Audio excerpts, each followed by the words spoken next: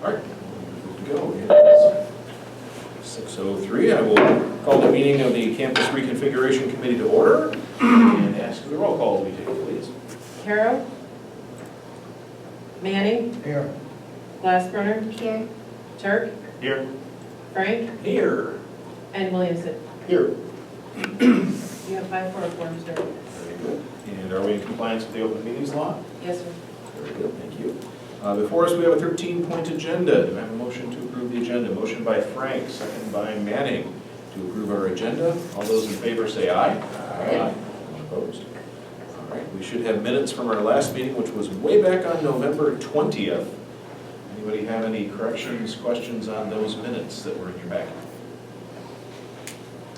If not, the chair will declare those minutes to be approved as presented. Item 6 on our agenda, public comment. Do we have folks here who wish to address the committee?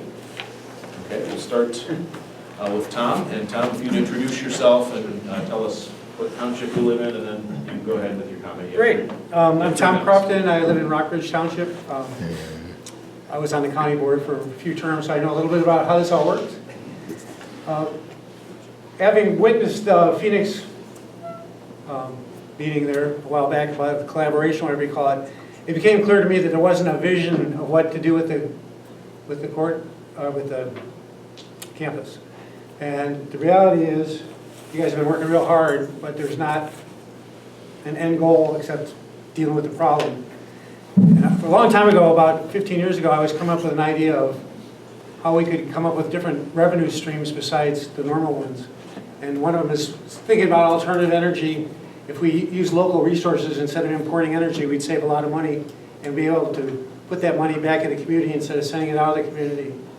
And to study that and all the other kind of ideas I think people could have, I'm suggesting we consider on a volunteer, free basis, create Richland Community College that would study all the different ideas that people have and all the different things that school could be as an institution, not to mention as a site for other activities, and be a different place to create a vision of what the community could make out of this situation. And to do that, we really need another longer meeting with all kinds of possibilities in a different forum. And I would request that the, say, Pippin Hall on the campus would be available once a month or something for a while till we see if there's an interest in doing this. I have talked to a lot of the folks who were involved in the campus before, and there's a lot of interest. People are liking ideas. People are also getting old. There's a lot of bad health. You have a lot of issues. So we have to really be talking about recruiting the interest of all kinds of people of all different parts of the community to make this work. And ultimately, I think we could double our economy and pay for all the improvements we need, not just on the campus, but throughout the community, if we got our economy kicking into gear. And so I think thinking of a sustainable ag and some of the forestry things and some of the energy things we could be doing, there's a way of creating an economy that we don't have right now. So I'm going to ask this group sooner or later to see if they would let us have a meeting space there for another month or two, once a month, until we see if it's even real. That would be my request. Thank you for your comments. Anybody else that wishes to comment? If there's somebody else, let them go first, because I got some detail to go through. My name is Al Lindsay, if you don't know me. I'm here tonight to request that Simons be allowed to start using the gymnasium out at the campus. Simons is another county entity. You know, it's not an outside organization to the county, and frankly, we're running out of room out at Simons. The membership at Simons in the last 6 months has grown by about 500 people. And, you know, I believe the increase in that membership is due to both the efforts by Mike Hardy and Kyle Ewing, you know, with everything they're doing, running the operation out there, and the Simons Foundation, as you're no doubt aware, has donated about $50,000 worth of exercise equipment and other furnishings and other items to Simons in 2024. And at our last meeting, we approved, the foundation approved donating another $21,000 toward more exercise equipment. And I've got a video, if anyone wants to see it, of that people, the land exercise room, about a week and a half ago. I was out there for a class, and there was 18 people in there, and I heard there was a couple people that left because there wasn't room for people to be in there. And so, you know, the Simons and the Simons Foundation heard the message that the county board sent, you know, to try and make Simons sustainable so it can be standing on its own 2 feet. And I think we're there. You know, as Mike Hardy reported at the last natatorium board meeting, I think, you know, for January on the, you know, sort of like for last year, Simons turned a small profit, and so far this year, in the month of January, revenue's running ahead of expenses. And that's before the county and the city have kicked in their portions of the money that they've typically gotten. And so, you know, we're doing everything we can, but we're running out of room. You know, the gym is sitting there empty. It's right across the way. We're another county organization. We'd like to have access to it so we can continue to grow and add more members and improve our profitability. Thanks. Thank you. I'd like to see the video. When is it available somewhere? I can email it to you. If you could, that would. All right. Thank you, Dave. Some of you don't know me. I'm Richard Lowe. I used to be the owner of Lowe Manufacturing before everybody got wise and told me to sell and move out or whatever.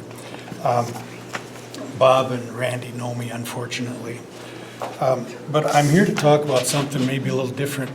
Ooh, you got an ugly face in that camera there. All those pianos that are out at the campus. I've had pianos since before I remember being alive. And one that strikes me that I was able to actually see and play, in spite of somebody saying nobody was allowed, that was back in March of '23. There's a Baldwin piano out there, a 7-foot full concert grade piano, built in 1970. The best I can figure, when it was still in Ohio. Baldwin at the time was considered a direct competitor to Steinway, the world's most famous piano brand. But the piano is not the shape it should be, because the worst thing you can do to pianos is neglect them and just store them and never use them and not control the climate and all sorts of other bad things to wood-based instruments. And they're extremely complex in their mechanisms and whatnot. There's 10, 12,000 parts in a normal piano. So you can imagine, but the ivory keys, which are no longer lawful, are horrible. It's very dirty, but yet when I played it a little bit, the sound quality was, this was March of '23, the sound quality was actually pretty good. I don't think there's a cracked soundboard, which would be a death sentence to a piano. The key action seemed pretty good, except for the cruddy keys. I've talked to Farley's House of Pianos in Madison, which, by the way, is where I bought my rebuilt Steinway from. So I've been in their workshop and actually seen all the details of how all this stuff is done. So as that as a background, plus you have all sorts of other pianos, I guess, too. Looking at the Richland Center High School pianos, being honest about it, they're not in very good shape. I could say it less politely than that, but I'll say it as politely as I can, saying they're not in very good shape. The Baldwin piano, especially that I'm talking about, it would be a shame to give that away or to literally throw it away or give it to the lowest bidder, because right now it is in a stage where it needs some sort of rework or rebuild.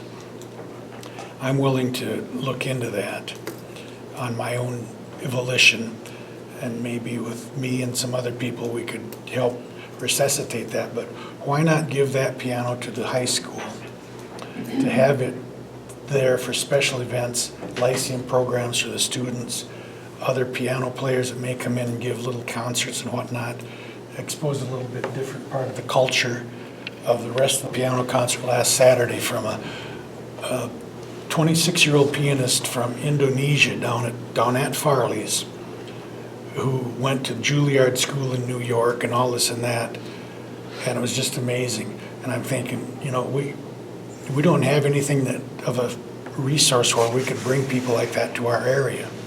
So what I'd like to do is get permission from you folks to look at those pianos with my knowledge of pianos. Plus, I also have connections with my piano tuner who was raised at the knee of his father, who tuned pianos for Chicago concert people. You have 3 minutes. comments are up, I'm sorry.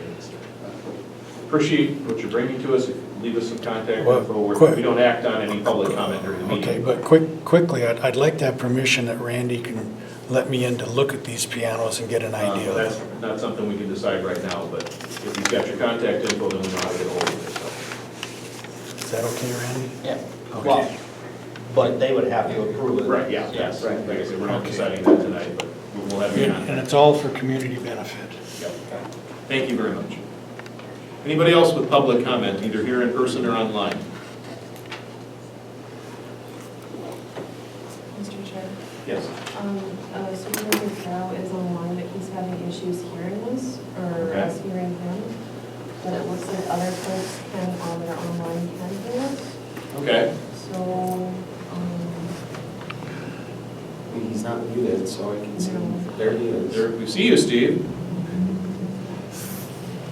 Maybe he could try calling in if Yeah. he can't get the sound to speak. That way he could at least hear, Yeah. or sound to work. All right, well, we'll try to get Mr. Carroll connected so he can actually hear us and we can hear him. And while we do that, we will move on to the agenda to item number 7, which is reports. Starting with Venture Architects, and Kyle has joined us online. Kyle, it's been a while since we talked. Welcome back. Yes, it has been a while. Thank you very much for having us back, Mr. Chair.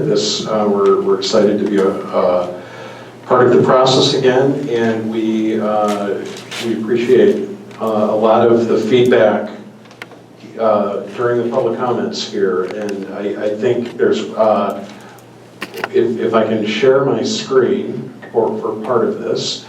I think one of the things, I'm going to bring up the, let's see here, have to make sure I click, share like 3 times here. Okay. Can everybody see my screen? I've got the a modified agenda up. And Derek, this is a no comment to the agenda you had put together here for the chair, but a couple of items that I just wanted to go through. So one of the things that we were hearing about just with the public comments, I think it's important to just state right off the bat is, I just started diagramming during some of those comments that typically when we come in and work with a county for space needs and master planning, this would be how that process works. We come in, we begin our space needs analysis, we look at existing drawings, then we meet with departments, find out what their current size is, what are their needs in the future, how many full-time employees they might be needing to add, some might be reducing, and then from that we can begin some departmental programming needs, and that starts putting a square footage to both the head count and the space needs analysis, and from that we can begin creating this master plan. That will be the typical process for how we have been moving forward with Richland County and the very unique situation that Richland County is in. There's this component that I don't have a good diagram to go over this, but there's a component that overlays and is kind of woven in between all of these, and that component is the campus component of this, and we've had to somewhat reactively help provide information to this committee and then therefore to the board to make future plans for winterization of buildings. Do they all stay open? Do we shutter some down? And going through that, what space do we have? What space do we need for departments? All of that has been kind of different because we've got these sort of 2 to 3 different locations that we have to look at, and the campus is critical to look at that. So just hearing the public comments, I wanted to just state that maybe what number 1 should be in my adjusted part of the Venture Architects update would be, hey, where is our master plan? That's a very fair question for everyone to be asking, especially this committee. And I think the response to that is, a lot of things need to be decided as a result of what is happening with the campus and what the future of the campus is in order to really begin to galvanize what that master plan for Richland County will be. We want to be the county's partner throughout all of this and provide you the appropriate information so that both the committee and the board can make very informed decisions in the current state relative to having to be both reactive and proactive with decisions relative to the campus and as we heard just before, the Simon Center, but then also create a master plan that is very fitting for a board 20 years down the road. And this committee can set up that pathway for all future committees and boards to look at it, pick it up, and just say, yeah, this makes sense. This is why we've got to trust the people who made these decisions, and we're ready to move forward with that. So that's the high level, just sort of piece I wanted to come back to with some of the items that we had heard earlier. So with that, I did have the fortunate opportunity to talk with both Board Chair Turk and also Derek Kalish, the clerk, on getting ready for this meeting. And they had mentioned, they both mentioned that one of the key things we want to talk about, and it is an agenda item later here, is priorities for future use of campus buildings. So when we get to that, I think one of the things we would like to do is just come back at that with a different question as part of our report, and that is, what does the committee want to report out at next week's county board meeting? And I think if we can just level set right now what some of those key motivations are to report back, and what are those needs we can while we're presenting and reporting out, we can bring in those special pieces to really be able to provide you that information for that report out next week. So is one of the key pieces with that is having for next week's board meeting for this committee to be able to say, hey, this is what the committee has met with. We've shut down 2 of the buildings, and I can hopefully pull up the map here. Here we go. We had both the classroom building, which is building B, and the library building, building C, and that leaves us with building A, which is the science building, building E, the Copper Top, the theater and student center building, building D, Melville Hall, and the administration building, and building F, the gymnasium. Is the intent of the committee to be able to come back to the board next week and have a plan for the remaining 4 buildings? Not yet. It would be nice, but. Yeah. Yeah. You know, Okay. we're not ready to make that step yet. That's good to know. That's very, very good to know, because then we understand how to tailor some of the information that we can provide for you.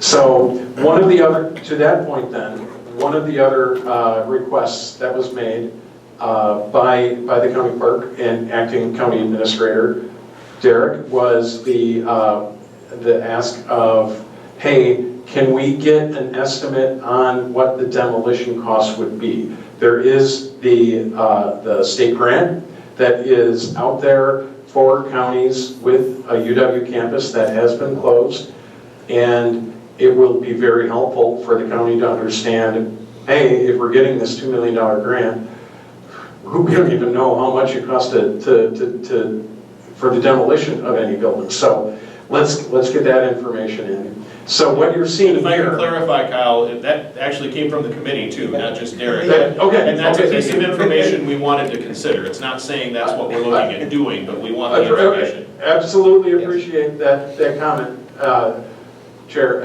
I just want to, I apologize for the miscommunication on that. But yes, we were charged to find out what that cost is.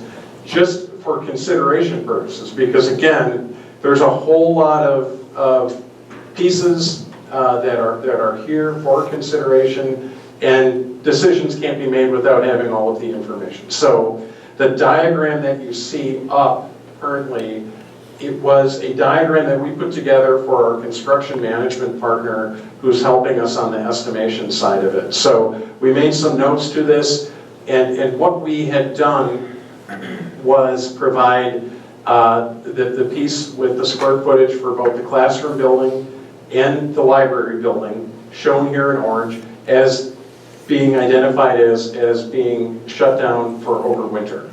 Then the buildings that have been left open are Building A, the Science Building, Building E, the Copper Top, Building D, Melville Hall, and Building F, the Gymnasium. So then we have requested what the cost on these buildings would be for individual demolition of each building, just so there was that consideration, and then all of that would be summed up at the end. Another component that was asked was, of all of the site work that's here around the campus, just think of it as like, we'll call it the campus quad or square, all of the concrete flat work that's out there, the steps, the ramps, the railings, anything like that, there's quite a bit of site work that's out there. What would that cost be? So they've put a cost to that, and then we also asked them to put a cost for the parking lots, and this is recognizing that some of this would need accessibility. Oh boy, that was not expected. Would need accessibility to get to the Simon Center, but this is just a number. That piece for the accessibility can be determined at a later date. This is just a round number for consideration for the committee and the board. What we did not have them do is include any cost for any demolition of any bridge work, understanding that that is something that is also under work right now with one bridge and in consideration for another bridge. So with that, we were able to get those numbers from our partner, and would it be appropriate to go over those numbers right now? Sure, and this is available to our committee members in your packet, so.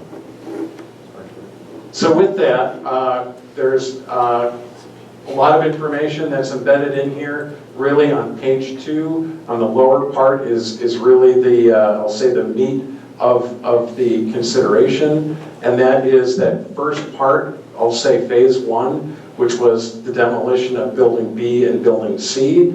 They have, and I should say before I get into a lot of detail here, our partner who we worked with, I'll say the numbers that they put together here are very thorough. They were requesting a lot of information relative to the heights of the buildings, what are the penthouses like, how much equipment is up there, what's the accessibility up there, would a crane be needed. They really were asking some pretty detailed questions, not just throwing a number at the wall and hoping it would stick. So there's been a lot of thought and consideration put into these numbers, so I just wanted to validate these numbers with that. So for the demo of Building B and Building C, and I apologize that this is a wide element and probably very hard to read on the screen.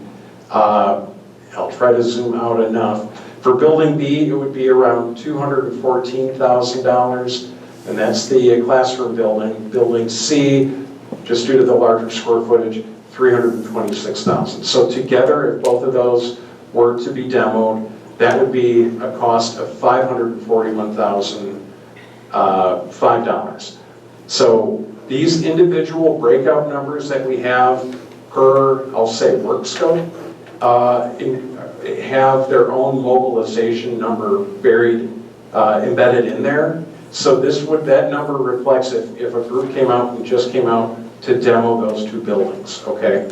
So then there is the other part here where what if the other, say this were to happen at some date, and then maybe a year later, or 2 or 5 years later, the other 4 buildings, Building A, D, E, and F were to be demoed. That cost, when it would be summed up, would be $2.1 million, okay? That too has its own mobilization cost into it, So they're broken out into discrete little projects, if that is fair. Now, part of the demolition of Building F, we did direct them that there would be the salvaging of the basketball court, the floor, and they put a cost of roughly $27,000 to that effort.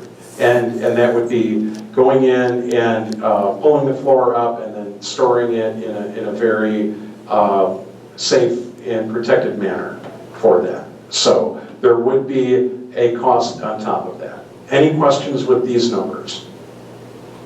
Questions? Mr. Manning, go ahead. Now, on your demolition costs, is that simply for them to go down, or is that including crushing?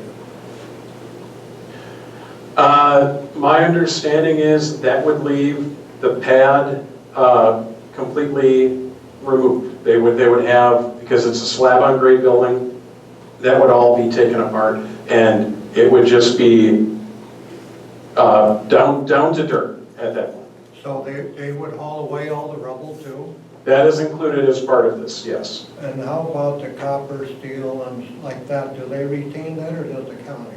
Yes, okay, so that's a great question, because I did have a conversation with them about that, and they said that the amount of effort that would be required for someone to just come in to salvage all of the copper may not, and this was for, say the county hired a separate contractor to come in, remove all of that, and then go in and get that salvaged for a cost.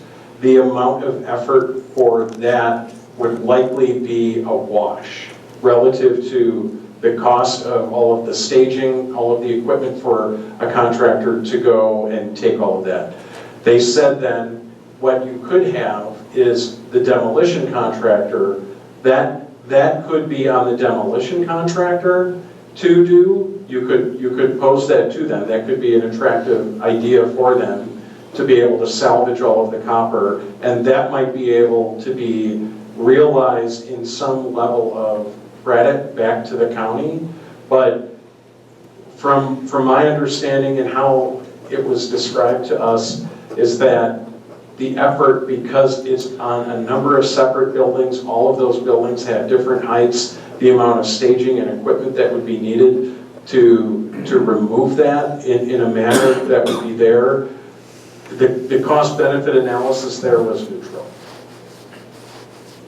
I would strongly disagree with them. I do demolition for a living, and I can easily take tin off on a wooden roof, separate it enough where the salvage here takes it. I've looked at these buildings as if I was going to do the demolition. The copper would actually come off very easily. I mean, you're not going to get all of it, but as you demo that, it separates. And my own thoughts is you could get a lot of copper and steel as you demo them buildings and just put it in a separate pile. Are you talking with Robinson Brothers, is who you're discussing this with? No, we went through the Samuels group. They are a construction manager out of Wausau. Now, that being said, to your point, a specific salvage / demolition contractor may have a completely different opinion on this. Now, one of the things that we were told from the Samuels group was for someone to come in, maybe yourself, and remove say the roofing and the fascia, the gutters, the downspouts, anything like that, that would leave some area of exposed roofing, and that would be the only part. Is there any temporary coverage that would be needed over that, even though that would be eventually getting demoed? There was that piece of it where there were more questions that they were asking. But if you are saying that from a pure salvage standpoint, this is a very attractive offer, I would say that would be something that is certainly worth the consideration of this committee or by the county on the side. So you really right now just have the one one consideration, like I said, Robinsons have done a lot of demolition in our area here, thinking of the hospital, Pine Valley, Contractor. They're the ones that usually do our bigger work here. So I'm just thinking I'd like to give them a shot at it too. I know we're not making any decisions tonight, but I would like to see 2 bids on that. Are there other questions for Kyle from the committee?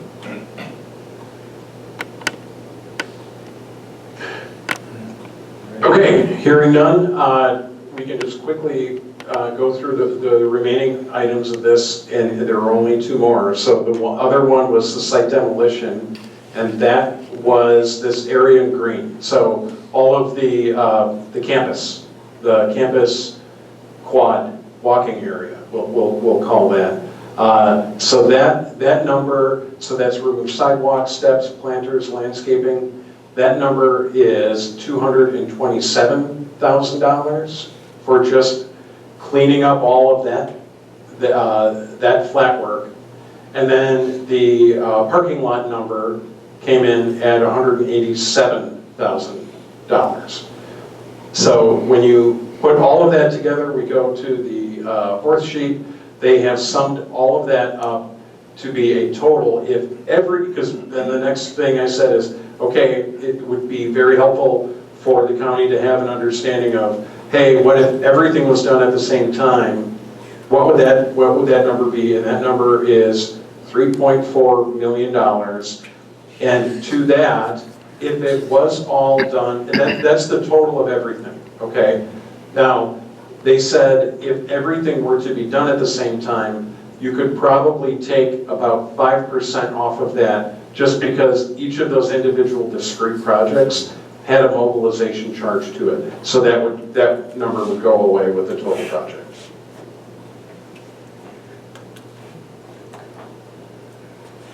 Other committee members' comments, questions? Can I make a point of just clarification? Mr. Crofton has a question. This is an estimate by a construction manager, it's not bids.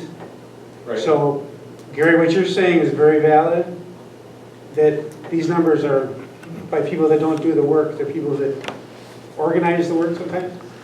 Yes, correct. So, local people could do a completely different numbers and all that. Okay.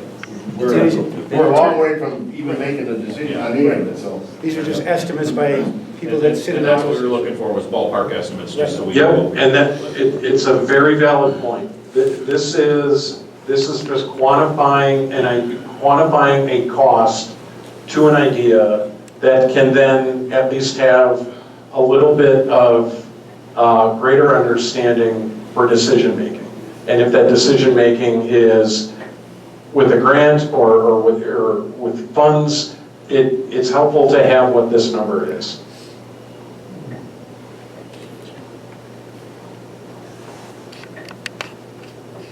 Any other questions or comments? Lee? Okay, move on. Okay, so with that, we can go to number 2, which is part of the little egg diagram down at the bottom of my modified agenda. And that is the master plan and the campus and how do they relate. And the piece with that is, and we can go back to that campus diagram, is if we take the space needs analysis that Venture has done, and we look at what the needs are in the future with a lot of departments. And this is something that we've talked about at previous campus reconfiguration committee meetings. And that is, one of the things that is challenging for the county is having ownership of these buildings and having space needs with departments. The challenge there being is the buildings that you have on the campus, after if we no longer consider the classroom building or the library building, for the most part, they are generally highly specialized buildings built for a very specific purpose, and those purposes that they were built for really are not in alignment with if any, departments currently operating within the county. So, for example, the A science building, the number of labs in there, are there classrooms in there? Yes. Those could be reconfigured, but there are some pretty specific lab-related buildings in there. Same thing with the theater, with the copper top. It really puts the decision-making process for the county into, I'll say, it's not binary in any means, but in kind of one of two camps. The county either wants to get into the business of having community theater and owning a building that maintains community theater, or the county is in the business of leasing a building out to a community theater group and maintaining the building for that group, and that is figured out through some kind of lease agreement. That same relationship could be said for Building F for the gymnasium. Well, the Simon Center is adjacent to it. There are some benefits to having synergies with the gymnasium and the Simon Center. Based off of the facility condition assessment, much of what is happening in Building F, in the gymnasium, that building is really is at end of life for the equipment that's in there, for the infrastructure that's in there, infrastructure being wiring, piping, for any of the plumbing, and even quite a bit of the ductwork in that as well. The ductwork will be sufficient, but really it's the equipment that's in there that is needing replacement, and the building itself is in need of attention with roofing and some pretty significant tuck pointing around there. That being said, that basketball court floor is really a gem and is really part of the fabric of Richland County. So one of the things that I think we would likely recommend here with the gymnasium is, if there is any desire to reuse this building, it may be more cost effective to the county or a future owner to take the floor out, salvage the floor, demo the building, and build a new, more highly focused sports building that would be able to be much more effectively built and possibly tied to the Simon Center for the use and purpose that you needed to, as opposed to making the gymnasium building attempt to fit into a use that it may not have been designed for, if that makes sense. Any questions with that?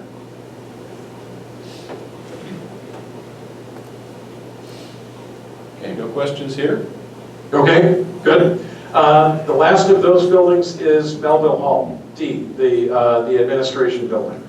And that one probably, out of the four blue buildings, we'll say here, has the most potential for reuse, because it really was administrative offices for both the campus and for professors. We can bring up we've kind of done a composite drawing here, because we've got the original drawing and then the 97 edition, so we just kind of pasted that on here to scale. So this is the part where, as you can see, we've kind of done some overlays here of what a typical office, if we were going to plan this from a business standpoint. Hey, we're going to put in offices, and those offices typically are roughly 150 square feet. That's what one of these little green boxes look like. And we're just putting this in here for just a visual demonstration to show you how those spaces relate if we were going to try to make those fit in the current office space. Excuse me. So with that, as you can see, these offices that are currently there, the professor offices, are pretty small. They're about 900, a little like 950 square feet. So the point of this graphic exercise would be, if you were to move anybody out to Melville Hall, a decision would have to be made that anybody moving out there would either A, have to go into the existing office spaces that are there that would be small, or B, there would be a major renovation to get the office spaces up to current sort of, right, I'll say, industry standard size, which is roughly 150 square feet. Could you knock a wall out in between two of these offices and make it work? Absolutely. Square footage is square footage. It might be a little bit of a longer office space, but if it would make it work, it would not have to be a radical renovation. There could be a, we'll call it a Goldilocks option in between, somewhere in between the two of those.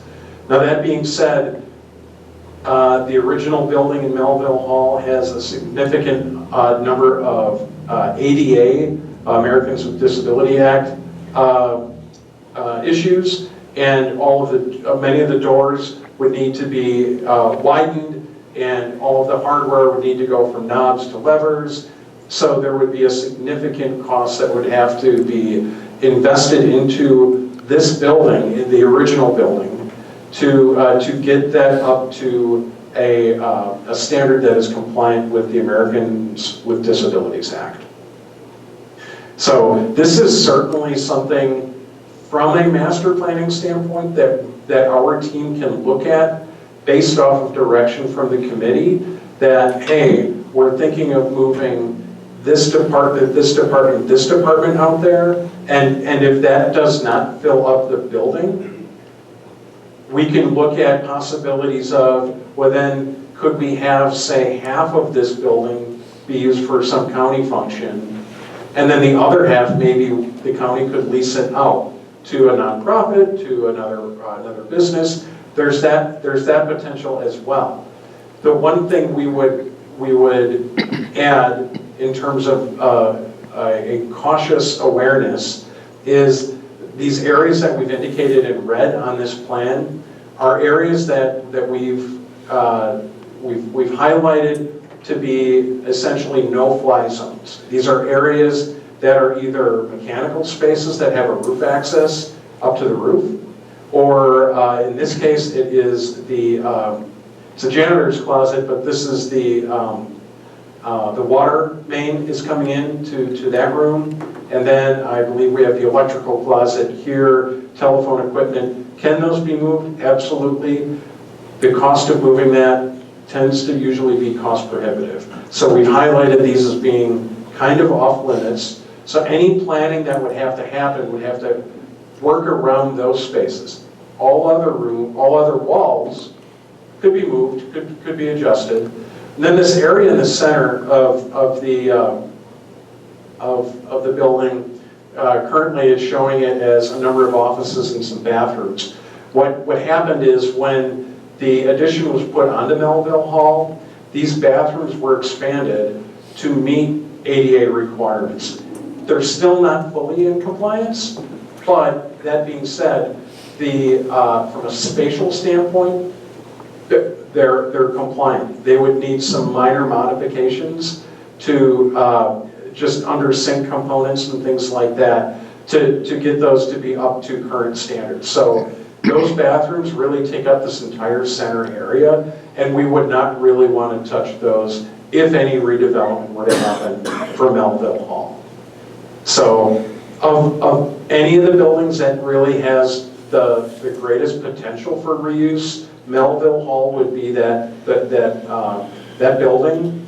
And this is something that, as we had said earlier, with the direction of this committee and or the county board, we can really begin to look at, do some departments that are currently downtown work much better out here? Any questions with that? Kyle, I know you mentioned when we first talked about this building that open space in the center of the older part of the building presents some challenges. Does it also present opportunities, or is it more challenge? That's a very good question, Dave.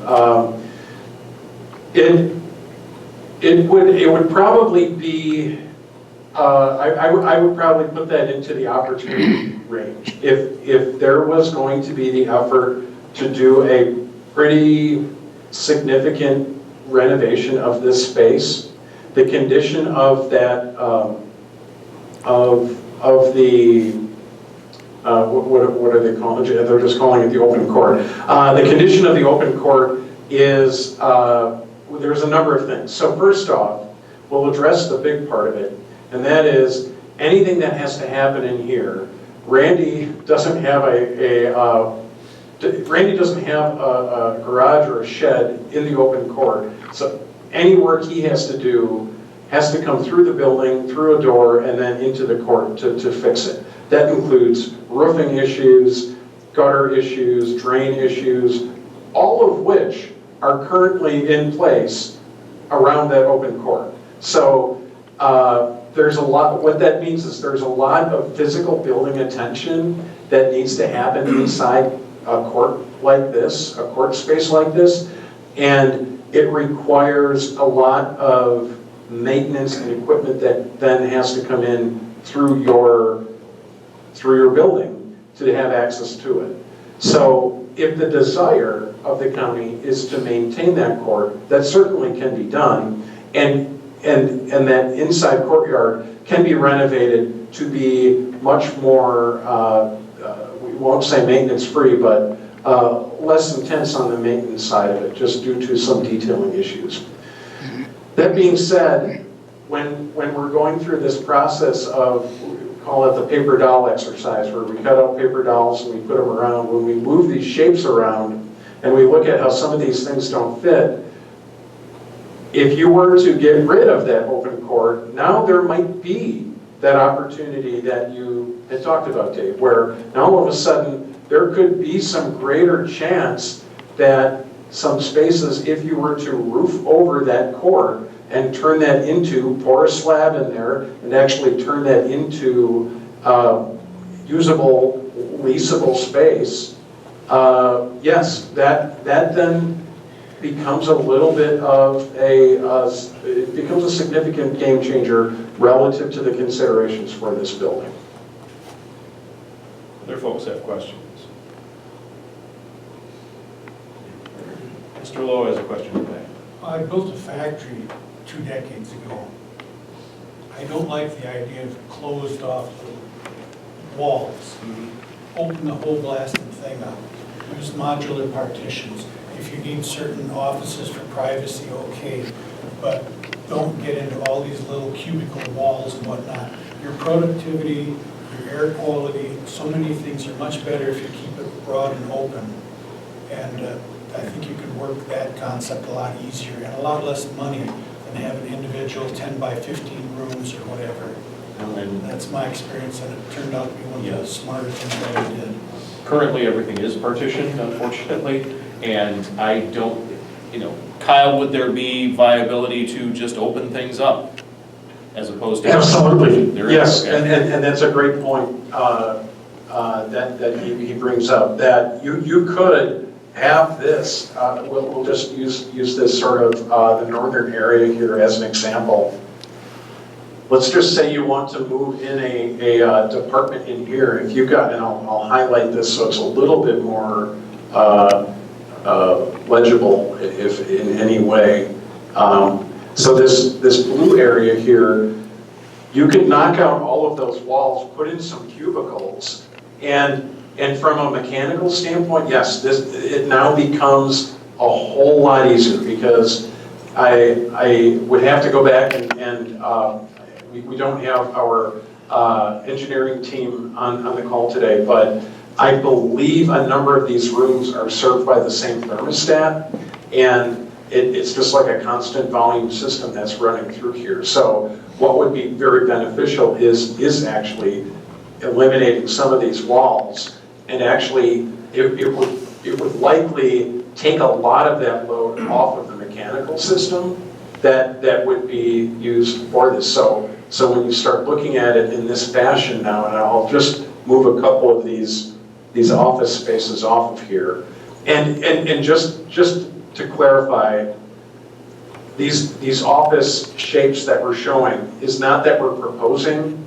that this be turned into office space. It's just showing what a typical office today would look like compared to what is in that building, and some of the restrictions if that was the direction. But if you were thinking of going into a direction where you would be looking at open office space, those are pretty fair-sized spaces. And actually, let me actually give you a square footage of what that would be if we go through that. I mean, 800 square feet, almost 900 square feet for this blue square here, that could very well fit a department. And then with a furniture type solution, you could really create that area to almost be like a suite for a group of workers in one department. And then to that point too, we have to talk about the fiscal side of that. You cannot, well, when you have all of that as furniture, that certainly is more beneficial to the county rather than those being walls, just from an equipment standpoint and the ownership of that relative to amortizing the cost of the furniture. So that is a fair option that could be considered. Yes, Randy? Kyle, if you had to, you could partition off and make an office for like a supervisor of that department within that 800 You some could. square? Okay, so they had their privacy and if they needed it? Well, yeah, it's certainly depend on the departments you have out there, because every one of them might need it. Yeah, not everybody's gonna fit, I understand that. That's not a decision we're doing today. No, we're just looking at possibilities. Dave, one Mr. other Lowe, go comment ahead. on that is, when you're wide open like that, you have a lot more flexibility, a lot more options of how you want to lay it out. And in a couple of years, if that doesn't quite work, it's a lot easier to reshift things around. When you build a fixed wall, you're locked in. Yep. Good point. There is more ease in reconfiguration if you're dealing with an open space. Any other questions from the committee members? I have a question. Let's go ahead. Could we go back to the gym for a second? If I recall the analysis that was done, it was about 1.9 million, or call it 2 million, to repair the gym. And I'm guessing a new gym would be about 10 million. That's exactly right. How is it in the county's best interest? I mean, I'm just puzzled by this. How is it in the county's best interest to, salvage the floor, tear down the building, and then spend $10 million when, the report was that we could spend $2 million to fix up the existing? No, it's a very fair question, and I am pulling that up right now, I believe. Yes, here we are. So, this was the piece, we can talk about this. So, yes, we had a building replacement cost at $9.7 million. The renovation cost was $3.22 million. And your question is extremely fair. So the part that we are, in what I had mentioned earlier, that did not have the additional level of definition to, is this building replacement cost of $9.7 million would be if you rebuilt, or if you built a new gym that was concrete block, brick, steel, like major steel structure as it has in there currently, not copper roof, standing seam metal roof, and build it exactly how it looks today, but build it today in those same materials. That cost would be the 9.7. We feel that if the desire would be to build a new gym facility, one could be built cheaper, lower cost than 9.7 million, if it was built as more of a steel structure, steel building, a more lower cost solution. I'm thinking of sports performance facilities that have been going up in a lot of places. They're not pre-manufactured, but pre-engineered buildings would be probably the best general term to use for that. Would it match the Simon Center? No, unfortunately it wouldn't. but it would be a cost-effective solution to be able to get a gymnasium function in a structure, and you could build that structure and design that structure to be more fitting to the needs that you would want within that space. So whether it be a weight training facility, or it could be, you know, more yoga spaces, or whatever it would be, you could design that in there, in that footprint of a pre-manufactured, pre-engineered metal structure far better than you could, and at a far lower cost than you could if you tried to rebuild that with brick and mortar. That's the differentiation there. And I'm guessing if we were renovating versus building new, if we built new locker rooms, they would look different than what's in there right now and such like that. Yeah, correct. There's a lot of tile that they used in that locker room in the day that was built. And if you go through any, even probably the high school right now, if you went through there, because that's a fairly new renovation there. It's a far lot less of the level of material and labor to build those materials. So that's the differentiation there. That it would be you would still have the functionality that you would need, that the current gym would have, but it could be done at a more cost-effective manner. And can you kind of contrast those other two numbers there, the deferred maintenance number versus the renovation cost, and what the difference is between the two and what they would encompass? Yes, absolutely. So deferred maintenance cost here, really, that is when we went through and looked at everything and took care of the major items that need to be addressed, just to get the building to a level of all of the deferred maintenance that has not been performed on that building. That's the $1.89 million. The building renovation cost, that's the cost to get that building to an inhabitable open space. So what we don't have a cost associated with in this deferred maintenance cost is things like ADA upgrades in those bathrooms that are in there.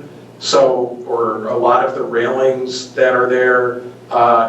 This $3.2 million would be, that is a cost for consideration to have that be a public gymnasium that meets current code.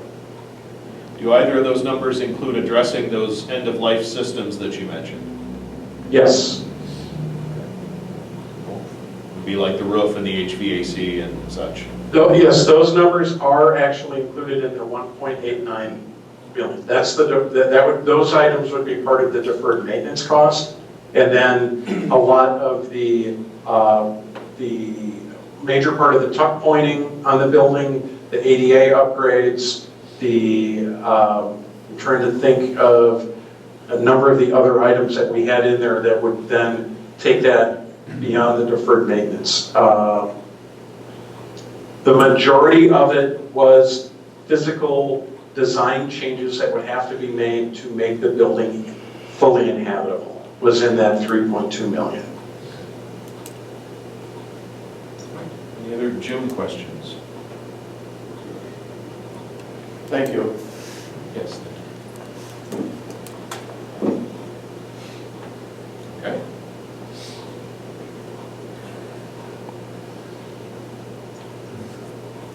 Do you have other stuff to share with us, Kyle? We can go into the space needs and the master plan relative to target locations. If you feel like what you have currently with what we've reported tonight is what you were looking for a report out to the board, then we can be good. We can begin to dive in to some of the space needs components of that, or even talk about the master plan and target locations. We can do that as well. And I think that's what we're looking to bring to our board is, okay, we've gotten more in-depth information on the campus property. we need to consider what is our purpose for that property, what is our priority going to be, and then having the space needs conversation and clarifying with the full board, and this is later on our agenda, that the full board indeed wants this committee to continue on that route into the discussion of space needs. It does overlap with the campus, as we've been having some conversation here, but there are other elements to it that are not part of the campus, and we are the campus reconfiguration committee. So just want to clarify with the full board that yes, the full board does want this created committee to deal with those issues and not have some other method to do it. So. Got it. So what we can, let's see, I have a couple of these items here that I can bring up relative to the space needs analysis that we had done. And a lot of this is working with each of the departments and the programming with that. And from that standpoint, what we can say is there are certain departments that, and this is just from a high level standpoint, there are certain departments that have greater space needs in the future than other departments. So one of the things we've got pulled up here is what we've got identified as county services and administration. So this is the clerk, zoning, county administrator, treasurer. We have existing square footages in here. We have recommended square footages that are in here. And then we also add a grossing factor to that. The grossing factor is, think of the grossing factor as the thickness of walls, stairwells. We don't really have a spot to figure out stairwells or items like that, corridors. That's all part of this grossing factor. So we take the department square footage and the building grossing factor, and we get to our total building grossing square foot. So for things like this, currently county services administration, if you look at the blue box here, currently there's 12,800 square feet.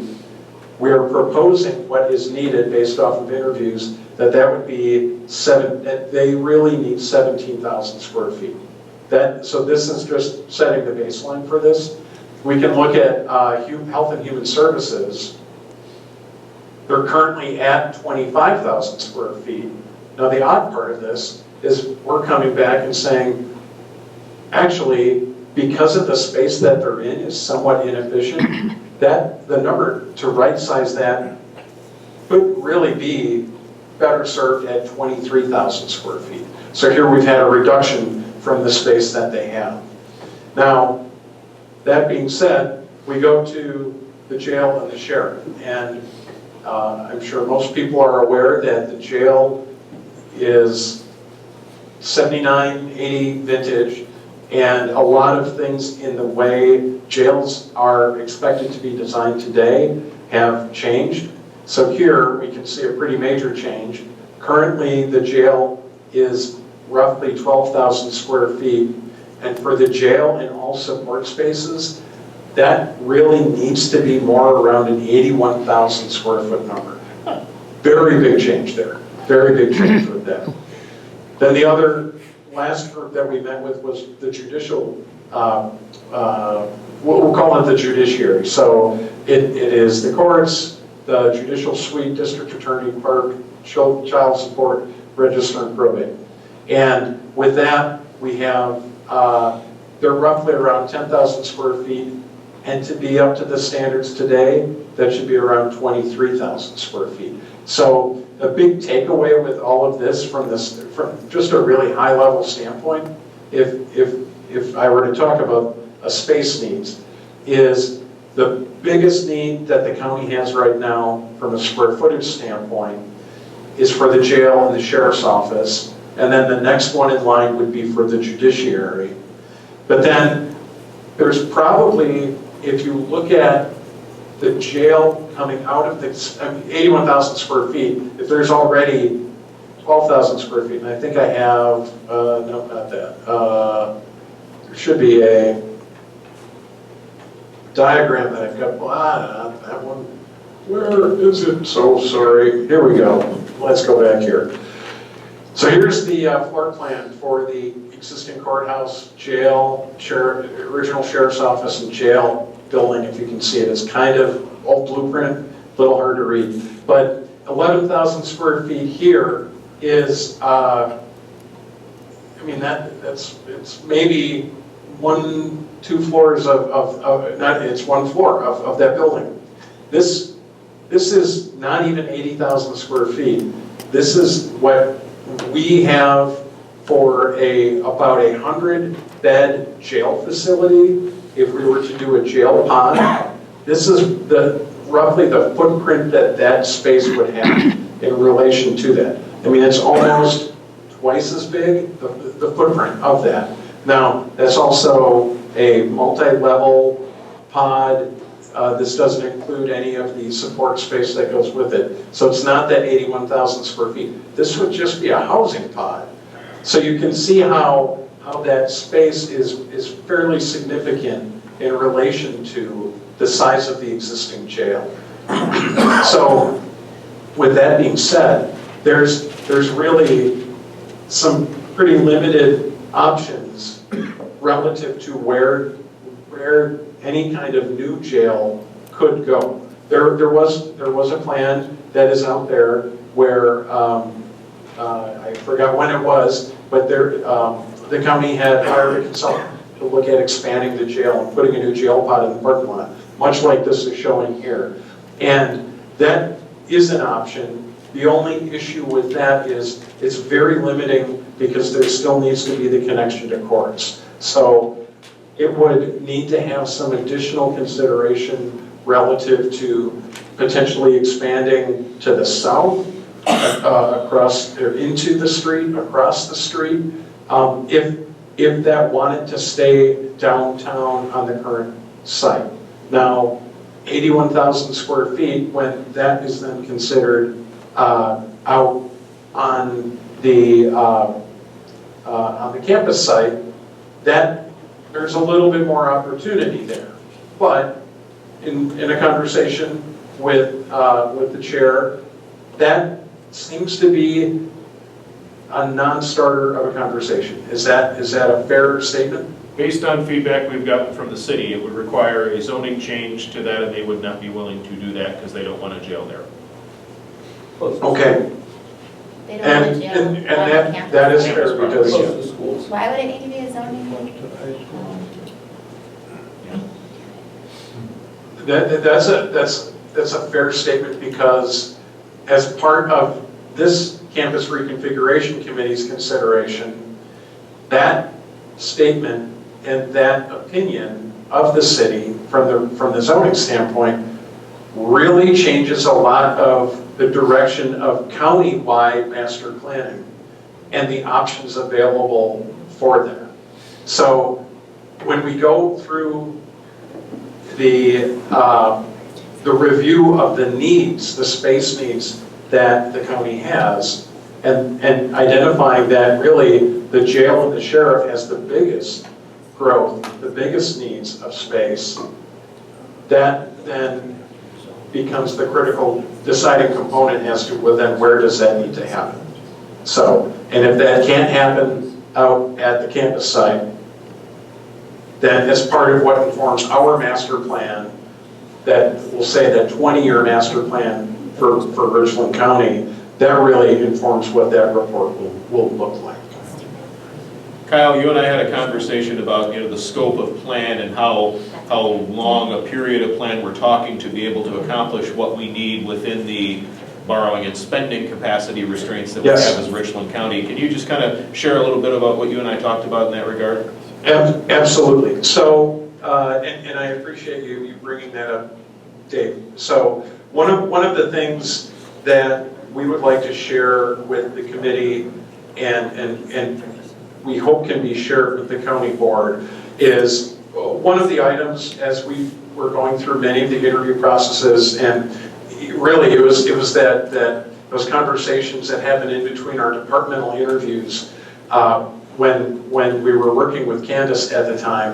One of the pieces that she really reiterated to our team was Richland County is extremely limited on both its borrowing capacity and the ability to, and from an operational budget. So any of these options, as we start talking about these massive projects of an 81,000 square foot jail and sheriff's office, that we as a team recognize that that is a major number and a major construction cost number for Richland County.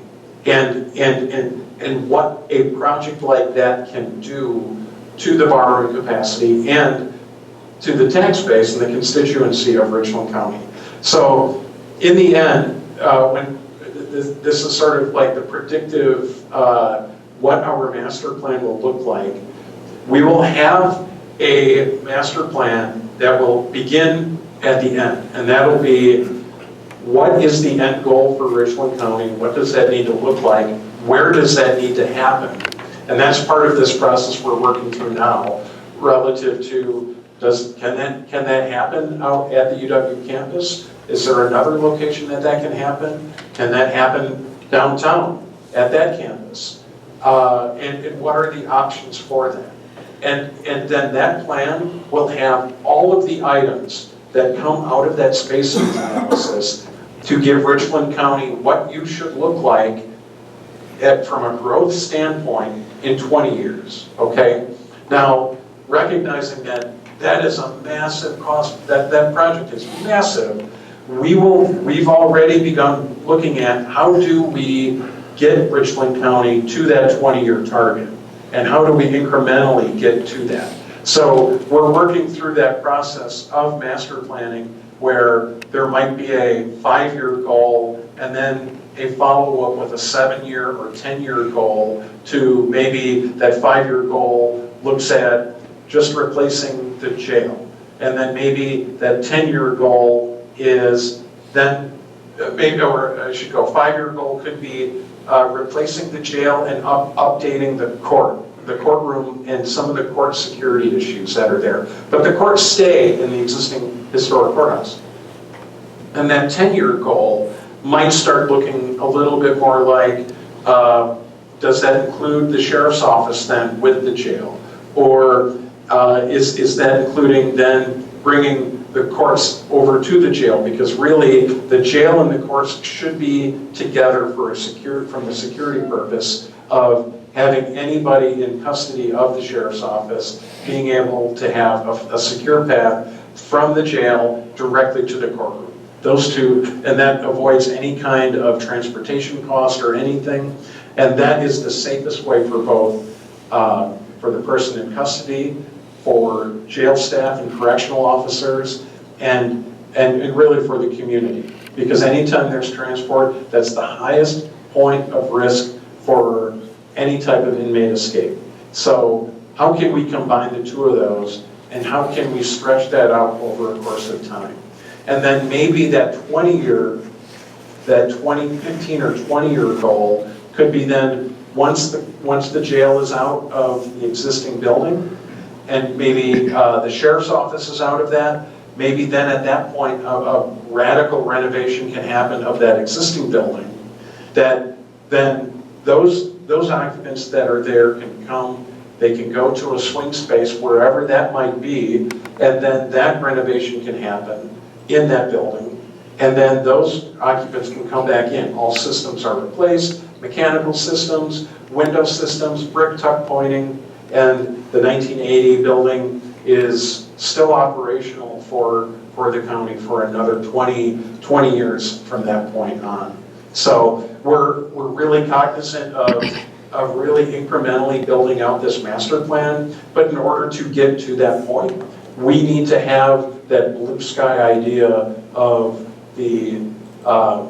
that large project that would literally choke a horse, for the lack of a better statement there. So we kind of build it up all the way and then bring it back down and incrementally get to what that blue sky goal would be.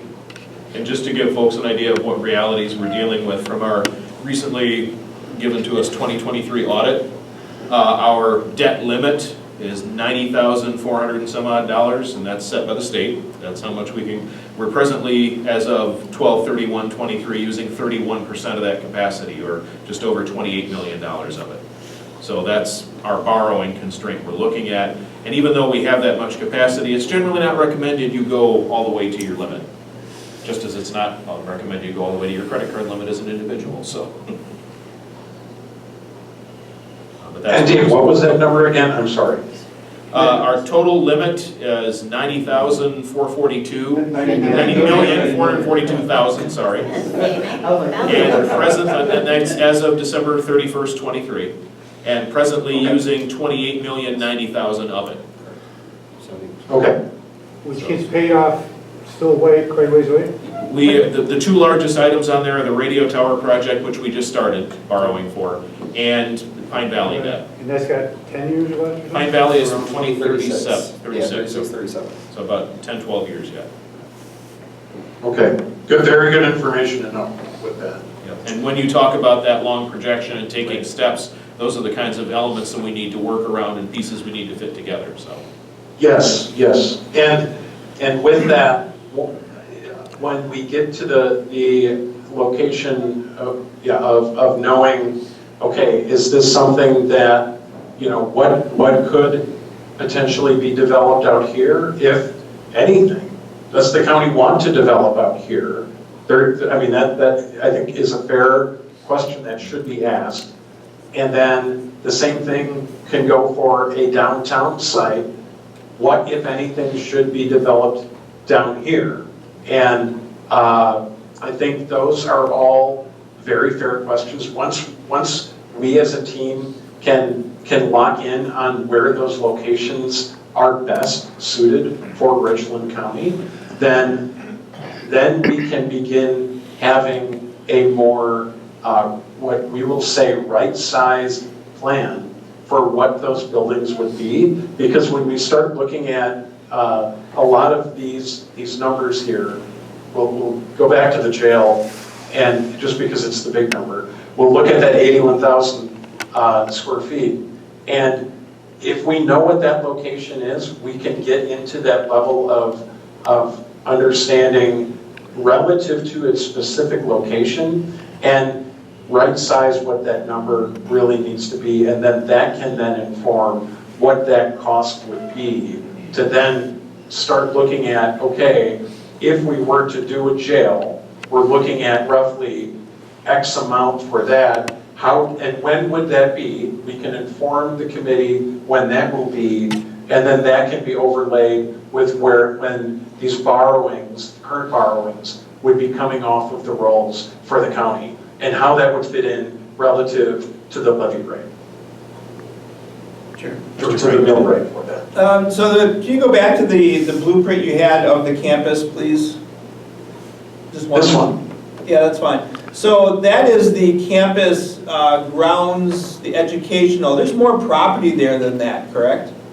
Correct. Oh, yes. Yes, it goes way up the hill. 130 odd acres. So is your assessment, or is your contract with us to look at just what you have squared in there, or the entire 130 odd acres to come up with thoughts and plans, because that's a lot of extra area than just this little blueprint we see here?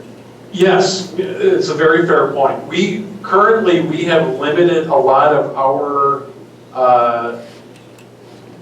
I'll say our test fits to the area at the bottom of the hill here, just due to the level, and you can really see, and I think everyone is aware of the steep grade that happens really right outside the back door of the Simon Center and behind the education building, the library.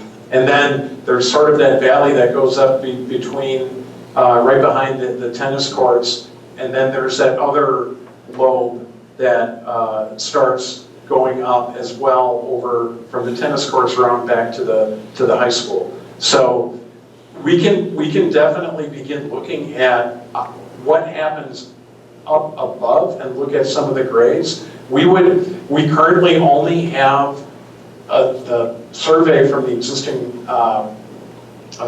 campus here in this area, but if the county has surveys of the full 160 acres, we can certainly look at what the grades are and if there is potential further north of the campus site or its campus location. it's all on the same site, but to that point, any kind of development on these grades would not be recommended. They would be extremely cost prohibitive due to the amount of cut and fill and the amount of money the county would be putting just in leveling a site to be prepared for a facility, any facility, really. Okay. Did that make sense? Yeah, I want to make sure that that area is looked at for whatever purpose. I mean, it's there, it's useful for something other than, I mean, farmland's useful and that's good. Is it good for building? Is it good for residential? Is it good for solar? I don't know, but I'd like that looked at as a potential source instead of. Sure, yes, we can definitely, we'll take a look at what the survey and the grades are further north of here and see if there is any potential with that. Thank you. Other question, Mr. Manning? Yeah, I'd like to go back to the demolition. You seem to be able to do anything on your apps. I got one favor to ask you. One of the major costs of demolition buildings, concrete, brick like that, is getting rid of them, dumpster services. Is there any way you could come up with an estimate of tonnage on each of them buildings? We can certainly ask our construction manager partner on that. I do not have that information for you tonight, though. If you could come up with each building and each tonnage of each one, that would be awesome. And of course, there'd be an estimate, but yeah.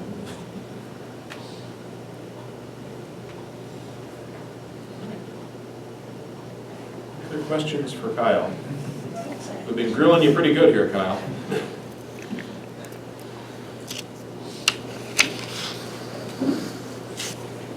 All right. So again, this has given us a lot of different information to consider in a lot of different directions. So we thank you for complying with our requests, and we'll talk before the board meeting happens as to what we were looking for specifically for that, but I think probably some of the same things you shared with us tonight is stuff the whole board needs to hear. Okay, and to go back to that agenda piece, do you feel like you have the information you need from our team for that board meeting? I think we do. For as much as we can do right now, I would say yes. Okay. We're not at the Fantastic. master plan step yet, but we're closer than we were 2 months ago, and we need to keep moving in that direction, so. Understood. Well, thank you very much. Thank you. Yes. All right. Second report under agenda item B is UW redevelopment grant. So not a ton to report on this. Obviously, applying for the grant would mean that we would know what we're applying for the grant, right? So as you all know, there was a bit of alarm with the first grant information that was released, as Candace reported, I think, to you all at this committee prior to her departure, but that language has since been modified to be less prohibitive and is now at a spot where we could apply for that grant. So Josh and I met with Ela from WEDC on February 3rd just to really make some introductions. We had not really met formally, but had a nice meeting and did go over just some of the basics of that the UW redevelopment grant. So I was able to get access into the application, so that was one of the first things we checked off. But nonetheless, this is the $2 million grant that you all have heard about before. I think everyone in this committee is aware of that, right? So in essence, to apply for those funds are there. They're kind of just holding there for us, right?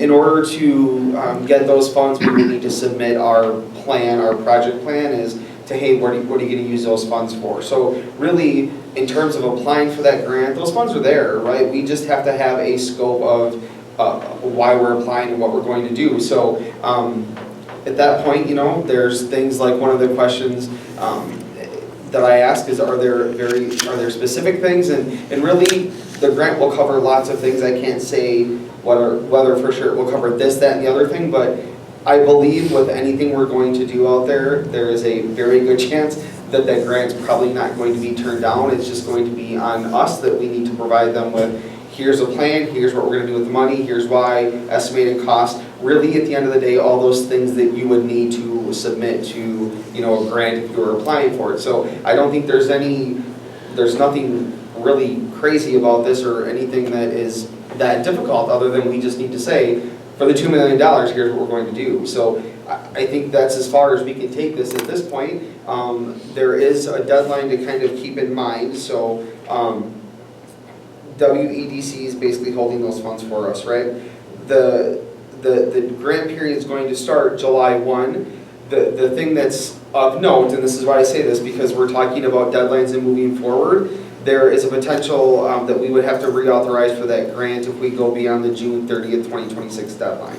So I say deadline, meaning, I don't know, I said, well, okay, if we're into June of 2026 and we don't have this, grant applied for and we don't really know what we're doing, what happens then? There may be a little more work that we'll have to do on our end. What that is, I don't know, and I don't know if that's known yet. So just know that we should, I feel like we need to move forward with this, as Chair Turk just said. We need to keep making progress on this just for our own benefit as a community to move forward with the project. So I would say that we should continue to move forward, and once we have a scope of what we're going to do, that would go to the grant. I know we can call ELA with questions, and some of that grant's already started. We started to fill some of that information out, background information, those kinds of things, but we really should be making momentum on this project, not to push it through without any thought, but we should continually be moving forward with this project, as you all know, to make sure that we're utilizing the funding in the most efficient and mutually beneficial way to the county and all of us involved in this process. Community members, anyone involved. So there's nothing really else to say to that other than the grant is there, and when we're at a spot where we can apply for the grant and we have a scope of what we're going to do, then that's what we would submit. So and I think how we proceed with that depends on how we proceed with the project, right? Like what are the plans? So that's kind of not the last step, but we need to know what we're going to do with funds. So yes, sir. So is the grant, how specific is the grant? Because if we're talking regular maintenance and bills, regular utilities, monthly utility and bills for the next year, along with a bridge project and some maintenance, is that the scope that they're after? Are they after this building, this will get done? You know what their specific? Wide scope, isn't it? Yeah, yes, it's more like, what is the plan? How do you want to spend it? And whether that can be broken out in like one submission or 5, I don't know those details, but I believe, as Ingrid said, this would be more of a larger plan, as a development plan, or how you're going to use those funds. So like, for instance, and I hesitate to say this because the word demo is very scary, and the first part of this meeting, I didn't want it to go that way, but I just asked a simple question, like, so if we wanted to use that for some of the demo costs to repurpose either the land, if you will, or the space, would that be a viable cost? And yes, so if that's a route that's considered, at least in a portion or something, then, okay, well, that's a pretty easy, application to fill out if that's what we're going to do. But I think we need to think bigger picture and how that's all going to be. I didn't know how specific they were, because ongoing utility bills are something Yeah, that absolutely. is important, that could be used for Absolutely. that, and then we still have that Correct. funding sitting somewhere else, so. Right. And the bridge construction project, I know I had said to some people before that we were funding that with the grant. No, we actually paid that with last of our COVID money. Yeah. So we aren't using the grant for that, Right. so. Okay. And I think, we had a very nice conversation, and Josh, if you want to chime in, feel free. Elo's very open in communication, so I would say that if we get to a point where we think we may have a project in mind, then we call her and we just kind of discuss that and say, here's kind of where we're at, what are your thoughts? Do we need more? Do we need less? Is this viable? We'll open those lines of communication. Right. And I feel comfortable. Being as though there's not a precedence for this type of a grant in the past, then that's what it would be. Like, you would be looking at this for development of that property or how to sustain it, but like qualifying utility costs, like to keep the heating stuff on, that stuff is typically not accepted in the grant. So again, you know, you have something that you're thinking about, you want to do with that property, get her on the horn, ask that question, and she'll have to ask her superiors that question. Fair. Thank you. And the other thing to mention was there, and I have not heard a response back from them, but there is a possible funding for additional funds outside of that allocation for community visioning and outreach as well, because I thought that was very important. Those PR pieces are just to help, you know, whatever the end project is going to be, or even in these phases, to keep the community informed, to be transparent and all that stuff. If there was any additional funding for that, I did not get a response for that, but should there be those additional funds outside of the $2 million, I will let you all know that. But it's nice to know that there's a possibility for things like that to happen as well, because that's an important piece of this puzzle as well. From my understanding, those additional funds would be more or less capped at about 50,000 additional, but there wouldn't be anything more than that. Correct. Any other questions on the redevelopment grant? Keep you posted as we move. Item C, Campus Reconfiguration Committee duties. This is what we alluded to earlier, that we were created as the Campus Reconfiguration Committee, and looking at uses of the campus property, the buildings, the property, whatever. We have gotten into a larger discussion about county space needs. While that does cross over with the campus situation, it's also bigger than that. We were not necessarily created for that purpose, and so as the chair, I feel like it would be appropriate for us to go back to the full board and say, do you want us to continue down this road? We're already a group together, we're having some of these conversations because they do intersect with the campus property. Does it make sense for us to take on that bigger challenge? Not really worried about renaming the committee or whatever, but just do they want us to go that far? Do you guys think that makes sense? Is that a resolution issue that's got to come to them for the, I mean, how is that direction given clearly? The question that was posed, Mr. Chair, Go ahead. The question that was posed was, is the Campus Reconfiguration Committee the audience for all the Richland County space needs and master planning discussions? So at this point, it's kind of hard to separate those because, as we just said, with space needs, and this committee, I feel, has to figure out how we're going to utilize those buildings to then in tandem or shortly thereafter then pivot to, okay, well now we know what we're going to do with that, can we use the space or not, and then you folks could start to do the space needs stuff, because they're all kind of intertwined, right? But you have to decide what you're going to do with one before you use the other to know what you have to work with. So my thought was, for now, that this committee would kind of field those things, or at least be the receiver of these items. And once we got to a point where we were fairly confident that we knew what we were going to do with the campus properties and submitting the grant, right, then we pivot to the space needs. And if that meant that a different ad hoc committee was formed as the CRC duties are done, or you just continue on the path that you all started and you considered all these things anyway. It was just, I think that's been one of the questions with the folks from Venture is, so do we bring this all to CRC or should it be separate? And my thought is it should all come here for now because you're all intertwined, and then you separate later, or the committee just carries on as a rebranded committee. Because we have talked about that at the last meeting too, like what does this committee do? Like what do we want to do? And it's incredibly difficult to separate those things now because all these things are together. So I think it was just clarification, and that's why this is a report and not necessarily an action item, but just an understanding for you guys that these duties will likely touch space needs and master planning to a certain degree until the campus stuff is figured out, and then you all can figure out how you want to function as a committee. But just so there's a central conduit for all this to go through, so decisions can be made holistically, globally, because they're all intertangled. Fair? Fair. And if the full board does want us to continue down that road and keep on doing stuff, then we could get an explicit statement from them so that, no, it's not that this committee overstepped its bounds. It's that, okay, yeah, you were created for this purpose, now we see that the stuff is bigger, so continue on. I guess that's what I'm after, is that clear direction, so that it doesn't end up in some other committee and some other group. We wanted to discuss it here with the idea that we'll bring it up to the full board. If the full board wants to do a formal resolution, we can pass that at our next meeting. Perfect. We're not going to be that far down that path yet in a month or so. Yeah, and I think it's those clarification of duties, right? So even as outside calls are coming to all of you and coming to my phone, then I can say, okay, nope, that is still a CRC committee. Those master planning issues, space needs analysis, even for employees, right? Nope, that's discussed at this committee. just so we all know what the sandbox is to play in for now, and then the sandbox can grow or collapse when we get to that pivotal point, right? Just so we all know. I agree, yeah, just the clarity of it, so Yep, that's everybody it. knows is what I'm. So I think we give that as a report at the county board meeting, Chair Turk can say, Covers here's that. committee scope, and that's the best we get for now. Any other comments on that? Then we'll move on to item 8, discussion and possible action priorities for future use of the campus buildings and/or property, I assume, too. Right. Those are the kinds of questions we're starting to, what do you guys want to do with that? So, as a committee, what are we thinking we want to do with it?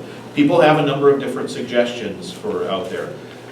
People look at, well, it was created for an educational purpose, they would like to see it continuing for an educational purpose. If that's something we felt was a priority, okay, what might that look like? We have space needs as a county. Would we want to say, well, one of our first priorities will be looking at it to see if any of the buildings out there can help meet our space needs as a county? People have brought up the need for housing in the community. Would we want to say, well, one of our top priorities is to see if this could realistically be used for a housing type development? Commercial development, there are any other number of uses potentially for the property and buildings. So just wanted to have some discussion as a committee. Do we have an opinion on what we think the top priority or priorities should be as we look at reuses? Because people are starting to come forward with ideas, so if we can give guidance into what our priorities are, that will help folks who have ideas. I have a question. Yes. So I know in the conversation you guys were having about the space needs assessment for the jail and for the courthouse, which are obviously, that's a huge space need. We know that the jail has to be, I mean, we've got to address that issue. That's been on our to-do list for a very long time, can't go much longer. Do we as a county have any other property that would suffice for that type of building requirements, other than what that is? There could be possibilities as far as any property under our direct control. We own some other land out by Pine Valley. Yeah, there's some other spots, there's some other properties. And could there be other properties that aren't under our direct control now that we could look at, potentially? Yes. There's 30-some acres out at Plain Valley. One thing that's a common point of discussion, if you look at where counties have built new jail, courthouse, law enforcement center facilities around the state, they're typically built on the peripheries of the community because that's where the land is. There isn't a lot of land, in the middle of a community to generally build something like that. So when Kyle was showing us the conception of being able to do it with, closely within the footprint of the block we're in now, that would be fairly unique. What about, would the campus area be considered a periphery? Okay, I understand that the city has its stance right now, but if we're just not discussing that at the moment. Because I'm not necessarily advocating for knocking all those buildings down and putting our courthouse and our jail on there. But the fact of the matter is, we've gone over and over the viability of those buildings out there. And most of them are extremely low viability without a large amount of cost. Now, we could also talk about housing. I'm not disagreeing with necessarily the housing aspect, but we know we need a jail and we know we need a courthouse. I think it would be I fair just to think say- we should be exploring that more. I think it would be fair to say, absent the city's objection, would we be looking at the largest piece of available real estate we have for a possible site? Probably. I know that you're saying it's a non-conversation at the city level, but I think we have to find a way to make this a conversation. Huh? Sometimes you have to have a conversation, someone has to say no to the public. Well, and people have pointed out that, right now the jail's in the middle of downtown, right across the street from a senior And housing very close to facility, so- several schools that Yeah. were former schools, so. I think that's a great point. I think this is exactly what needs to happen in these things is that's a priority. Okay, great. So we've identified that a county service is jail or judiciary center, whatever you want to call it, fair point. So I think that's. The other issue we have out there, we had zoning here one day showing all these maps, And it is flood zone right Yeah. up to the front door of the campus. Yeah, So all the that's a big parking part lots out and there. all that area, that's all flood zone. So you're saying we wouldn't be able to rebuild? Well, we'd have to look at from where the buildings start now backward to stay out of the floodplain. The parking lots are pretty much in the floodplain. And it goes almost right up to the door of the student center and close to the door of the gym, I believe. Goes quite. Yep. Other committee members have input first? I'll get to you. Yeah, okay. So when you say future, are we looking the next year for some of these smaller projects, or are we really looking at what is our long-term perspective? I just want to. I think it's the long, what is our vision, or what do we want to see happen there? So I would like to see out there, I think a judicial center out there is a good step. I think the space is there for it, and I think it brings attention and business to that side of Richland Center. Things are growing one way, and I think doing some construction, building out there starts developing out that way, and I think that's a good thing. I think there's potential for housing out there also, along with that. That's why I asked the question about the hillside. I'm very curious what grading would need to be done, what could be done up there, if it's viable for housing. I'm not sure. I mean, that's why I wanted that question there. That discussion before, I think. I thought they'd already proposed it as a housing. That was up above the top. Oh, Yeah, just like, the top yes, portion, correct. okay. Yeah. Yeah, and I think various people have, that idea's been floated around too in a couple different ways. Okay, no, that's fine. And that's a discussion, we need to look at some of the Right. pros and cons. That's what we're here for. I've been digging basements in a lot worse areas than that. I hear you, yeah. I would not doubt that, you know. One other element to put out there, the city has repeatedly suggested we could build our justice complex in the North Industrial Park, where there is already infrastructure in place and land available. Okay. But So- is that their land? It's the city's land, yeah. So then we would be purchasing on top Yeah, of the the, city is willing to work with us. One thing I would like to look into. yeah, there we go. I'd like to look into Little it right up spot by view. Shanty Some buildings House. that need I think there's like demolition. one lot between his street and our property up Tiny there. piece of land. So, Yeah, maybe, and- I thought about if we could purchase something like that, so, I mean, the majority of the buildable land is more towards the top. And the city has looked at development opportunities. Okay, so what could it look like out there if you brought the road down from Rainbow Drive to there, or over from Hive Drive to gain access to that whole back area? I think they'd have to come from both areas to Quite really possibly. be viable. And if we're looking at that as we're contemplating our property, well, we're only fixing one bridge, does that mean we have to do the second one too? So we really should have good access, I or? could not imagine, and would never go for two bridges. Yeah, so, you know, those, again, things to think about. Other thoughts on the priority from committee members?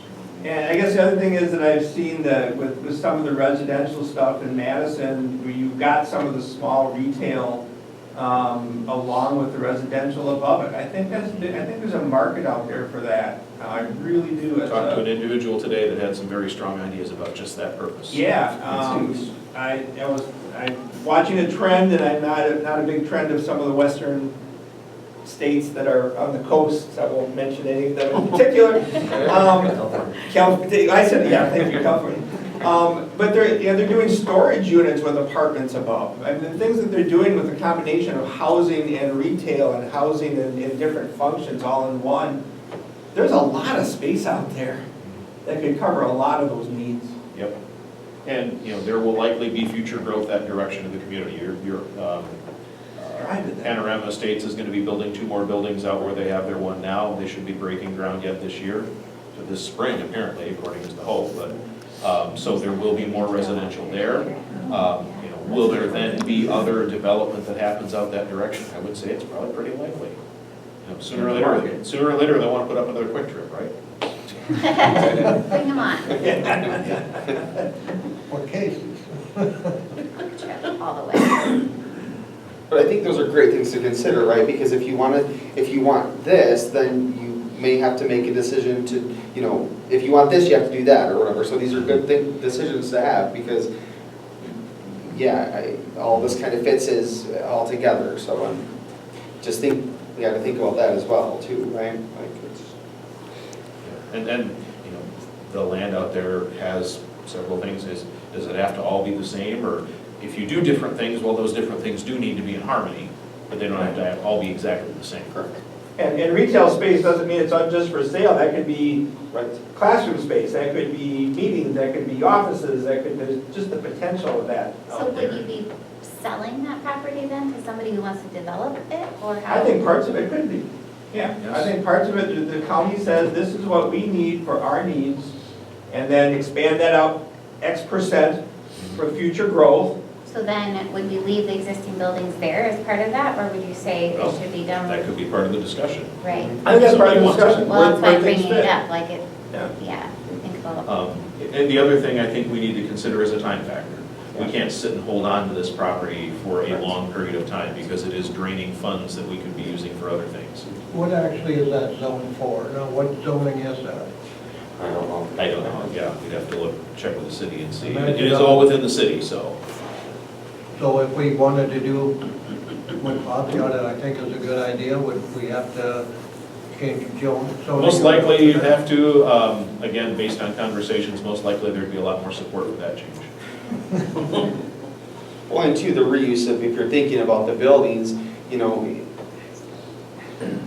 as Kyle alluded to, like perhaps one building is paired better, like if the gym is paired better with another institution, entity, right, that is close to it, then it's easier to kind of draw those lines in the property and then say, okay, from this line over, you know, you can do something with that, because you want to be careful about saying, we're going to use this building for that, and that building for that, and that for that, and you have a patchwork of buildings which may or may not be related to one another for any purpose, but then, you know, splitting it up too much too presents also another array of things too to think about, I mean, amongst many. And there are other factors, I know there's a large water main that Right. goes around the back of the property to feed the high school, you know, so you can't dig right there, so that, you know, you have to work around that stuff, as you would any place you build. Right. So I guess one of the steps I see is, let's identify through this plan what our wants and needs are there, and then what we don't, the rest of it, we need to look at marketing it, moving it, doing something with it. I've heard some people express trying to find the most beneficial public purpose for it, whether that's in the hands of a private developer or whoever is going to make the best difference, or if it's in the hands of a private developer, well, that helps our tax base too. Right, and you can put conditions on that with a private developer. There's got to be this type of housing, or there's got to be this type of meeting space, or this type of, that can be a requirement That's possible. of those contracts. The other thing we gotta look at is our mandated services. What are we mandated to provide to the people of this county? And yes, you're right, and just to get back to that topic, 911 is not a mandated service. It's not required. Should we have it? Yeah, we should. So mandated service, I agree, but there's also things that are not strictly by state statute mandated that we still need and have to Oh, do. yeah. So that's bigger than just the word mandated service. Yeah. We talked about that before. Yeah, like we've explored mandated / essential services, like, you know, you can make lots of things that are essential services that are not mandated, so you have a very good point, Bob. I mean, obviously, we need to think about that stuff, because I envision, you know, our role as a local government is to make sure that we're providing the necessary infrastructure for the community to function and be safe, which is lots of things, like, Yeah. you know, various other services too that we don't even talk about now, but yeah, fair point. But I think, Steve, that's also a very, very fair point, is, you know, we have an obligation to do what we're supposed to do with tax levy and all those And be things responsible too. with it. And that's Absolutely. correct, we're stewards of that money for the community. So we have to make sure that we're upholding what we are supposed to do as a local government, at the same time, giving the best we can for all of us here, right? Absolutely. That's tricky, but fair points for both of you. Any other committee thoughts? Al, you had your hand up. Yeah, I just wanted to point out that, you know, if you're talking about building a $50 million justice center, your land cost you have to go out and buy is going to be a pretty small piece of that pie.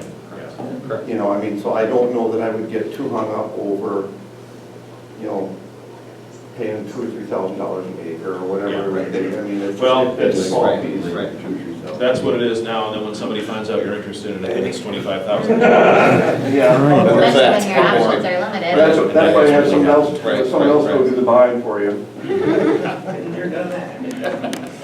Tom, go ahead. Yeah, I noticed a sweet spot in this whole conversation after seeing the architect talk, is that one of the big problems with this complex is that prisoners have to get to court without going through the public. So what if this was no longer a public facility, the court was entered from the other street, all this was all security, and all these offices that really need to be more on one floor and one-stop service for people coming in are in Melville Hall. You've solved the long-term jail issue. I talked about really make it right, but all the security issue, we had, 10 years ago, we studied this with the elevator and the stairs, and they were putting corridors around, they were like catwalks over, I mean, every different way you can do it. But what if people just couldn't come in here? You have complete control. And then you do the thorough remodeling. I'm just saying, dollar-wise, this could be a sweet spot that until you identified that open space, you guys decided that should be open space offices. That's the one-stop shop we needed all along for all these other departments. So, there you go. Mr. Lowe, go ahead. Couple of quick points. I had 3 points, but you hit on one of them. I don't think it's a big issue to have courts separate from jail. I know a number of counties, especially Vernon County, they don't have a problem. Courthouse is downtown and jail's out on the periphery. Big deal. The other thing is I really question the need for 80,000 square feet for a new prison. That seems really big. I go up to Vernon County a lot with therapy dog work, and I don't think they're near that size, and they're a bigger county. Probably not, and theirs was built before the latest standards. I mean, Yeah. that's just a calculation Right. based on the standards, so. Yeah, based on 100 bed, or 100, yeah, 100 bed. Right.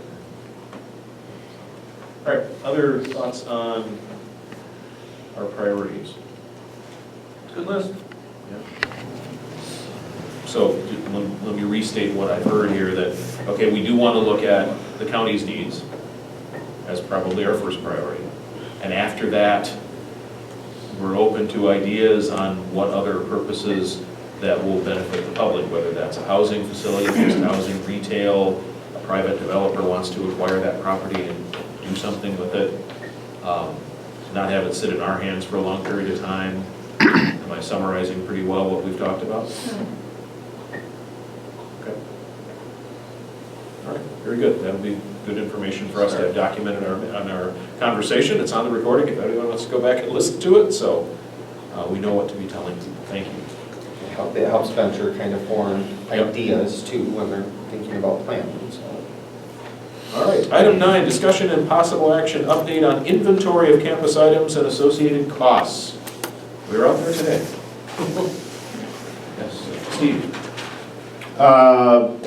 Most of you know Wilkinson's auction out of Muscatine. So I had Shane come out, walk through it with David, I, and Randy, just to get an idea.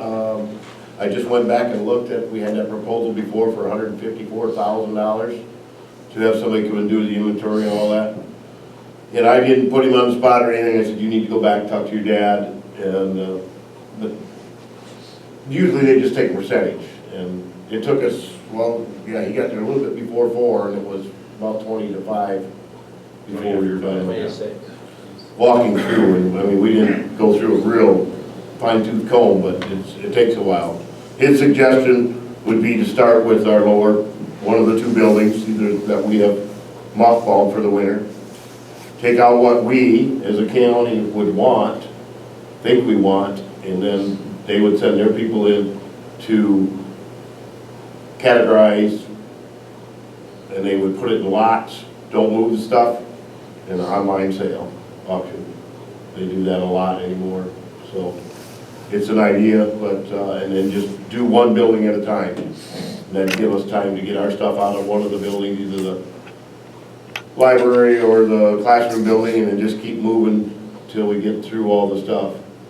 And like they do at any auction, leave your best stuff till last. The pianos. Yes. So. Well, and there may be other items we want to look at. There are thousands and thousands of books in the library. Yeah.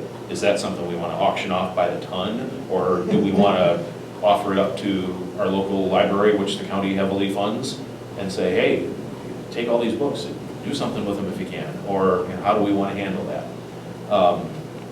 You know, and there are other things out there. There are a lot of Windows 7 computers out there. Do you know computers at all? How valuable is that? Not. So they would need to be recycled. And that's, you know, I don't know if they have any value to somebody that would bid on them, or if that's something we just need to pursue for recycling. and stacks and stacks of chairs and tables in various states of usability. Some are quite good, some are quite not. So, there will likely be a lot of discard that has to happen.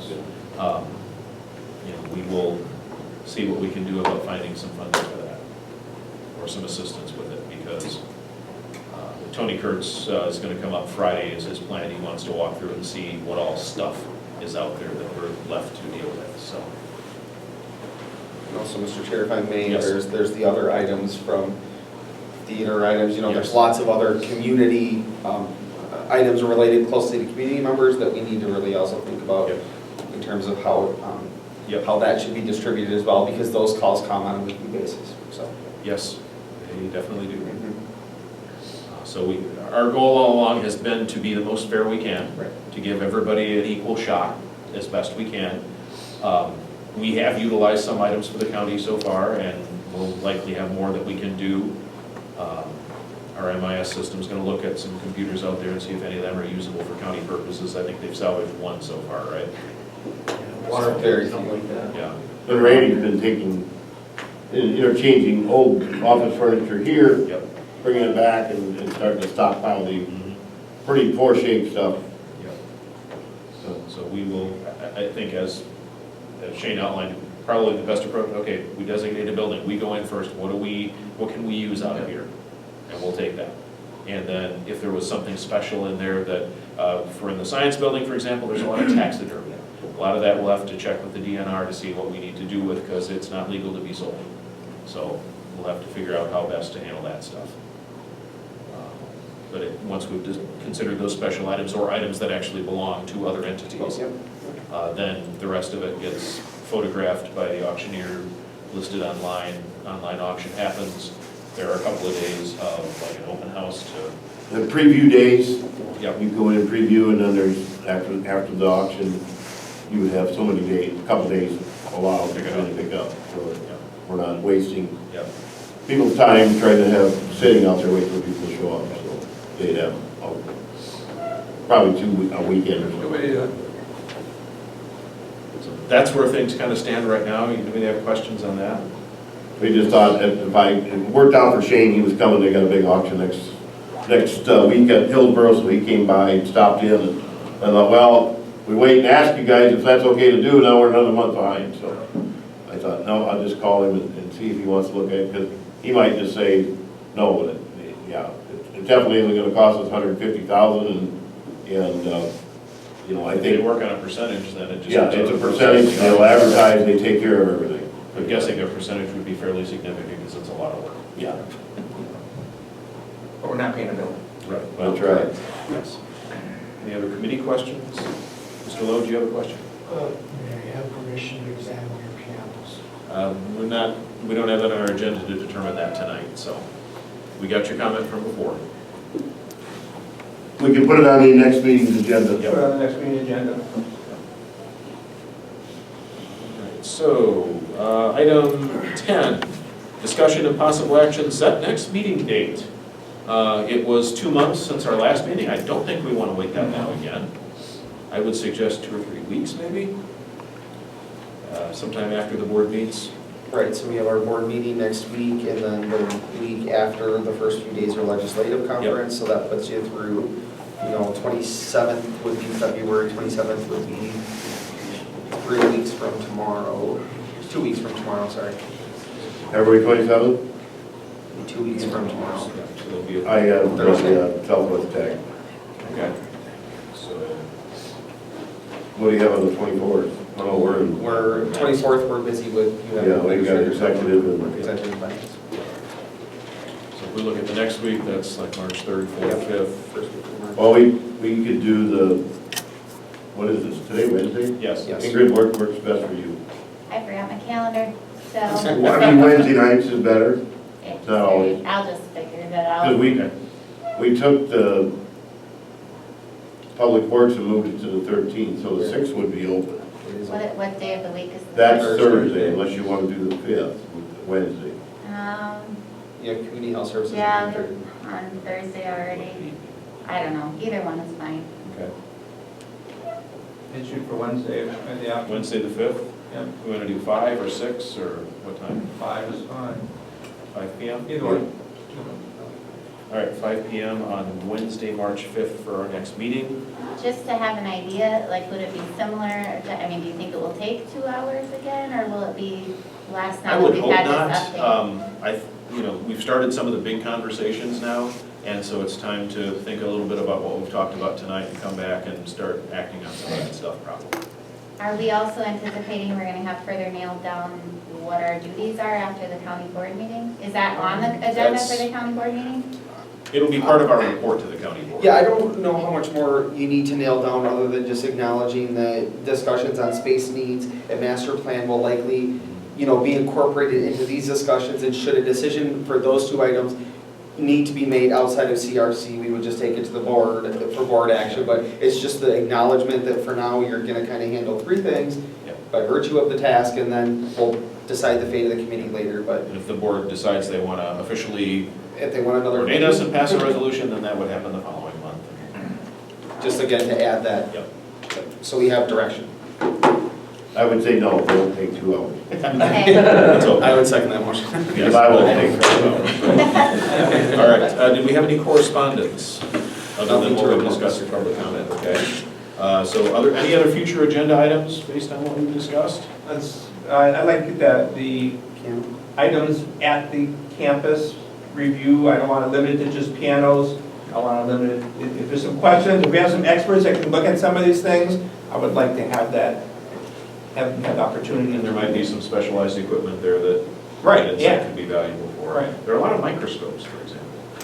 There's some telescopes Mr. out there. Federley's Yes, there online. are. Some beautiful telescopes out Yes. there.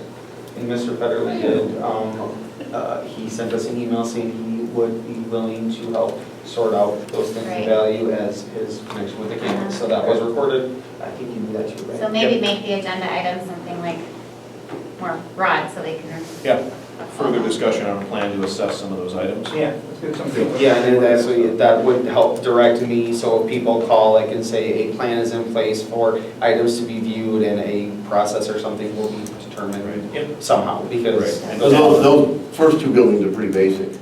Right. And you got the library.